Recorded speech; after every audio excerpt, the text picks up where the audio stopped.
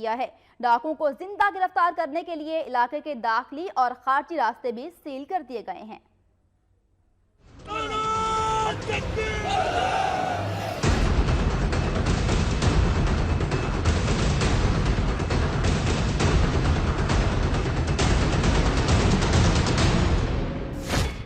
राजनपुर में कच्चे के इलाके में पुलिस और 5 का छोचू गैंग के खिलाफ ऑपरेशन जारी है। ऑपरेशन के दौरान कर्फ्यू में 3 घंटे के लिए नरमी की गई, जिसके बाद इलाके में दोबारा कर्फ्यू नाफिज करके ऑपरेशन शुरू कर दिया गया है। राजनपुर के इलाके कच्चा बंगला अच्छा, कच्चा शावाली, कच्चा सोमयानी, मोरो और कच्चा जमाल के मकीनों को सहूलत देने के लिए 2 घंटे के लिए कर्फ्यू में नरमी की गई थी, जिसमें 1 घंटे का इजाफा कर दिया गया है।